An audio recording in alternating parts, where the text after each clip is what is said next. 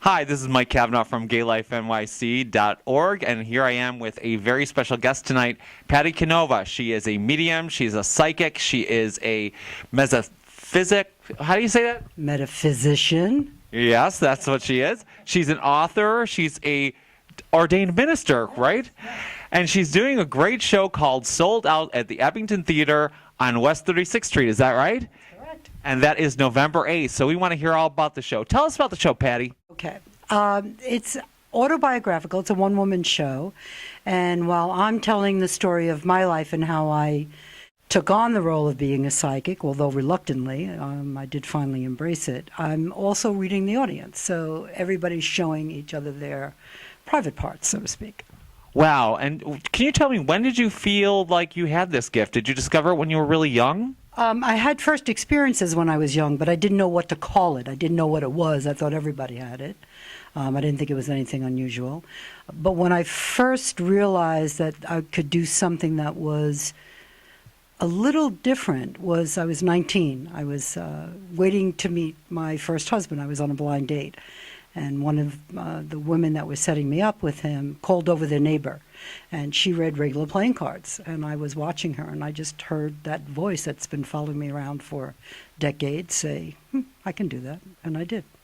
Wow, that's great. And how did that first date work out? Did you have any reading from that first date? Well, when I met him, I guess after an hour or so, I walked over to the ladies who introduced me, and I said, you see that guy? I said, I'm going to marry him. Well, how about that? Divorce him. Okay. Well, that's quick, but I'm sure you had a lot of fun, and that's great that you knew that right away. The show itself, do you do readings with the audience? What kind of things do you tell them? Well, what I do is when the people come in, they pick a card or a number, depending upon the number of people in the audience. And they get, if they're called, they stand up and they ask me a question. So whatever they ask me, I answer. That's great. Is there things that you don't say, like if someone's going to ask anything bad? How do you handle that? Well, I've learned to handle it relatively quickly and relatively sensitively. I used to be a little bit not as sensitive. I would just kind of dump the information until I realized the effect of what I was saying on other people. But no, I don't think, unless I really thought that somebody was in danger, I probably would not be that expository. I would tell them to meet with me privately afterwards. But we've had anything from, am I going to buy the house I'm interested in? Is my kid going to graduate school?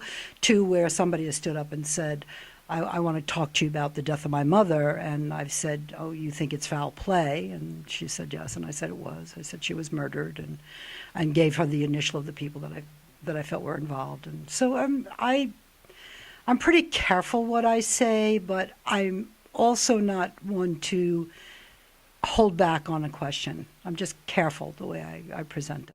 Great. And you're also a card reader, and you do the tarot cards. Now, I've never understood that, but maybe you could enlighten me a little bit. If I asked you a question, you could maybe pull a card? Well, I'll let you pull. I am mentally preparing the question in my head.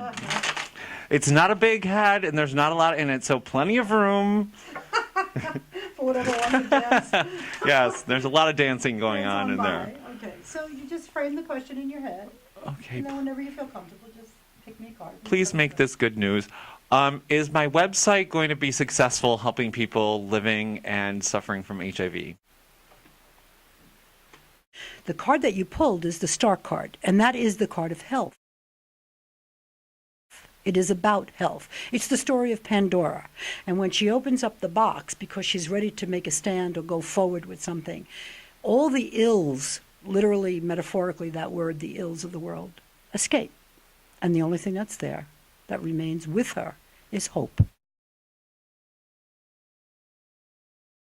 Will it be successful? Yes, but it will be changed from the way you have it originally. And you will be talking to somebody, and by February, you'll have a new direction and a new expansion. You'll be more in tune with and presenting more ways for people to get immediate health care. You'll be talking more about the actual health and the availability of health care. And you will also be providing something about hope, where you're giving people hope in no matter what they're dealing with, that they feel that there's a sense that they're not alone. So tell us about the dates of your show. When is it happening? This show that's upcoming right now, we're doing a limited engagement because we're kind of making a home very possibly at the Abingdon. I've had a lot of offers, so we're trying this one out and to see whether or not we're a good fit. So the show this time is on November 8th, which is this Sunday at 7 p.m. Terrific. Well, listen, you have to run and see this show because it sounds exciting. I know I'm going on the 8th, and we're going to be announcing other dates for Pattie and other locations. So we're really excited to have you here. Thank you so much, and we wish you success. And I think you probably know if it's going to be successful. So look for more dates. We know it's going to happen. This is Gaylifenyc.org signing out. Thank you, Pattie. Thank you so much. Thank you.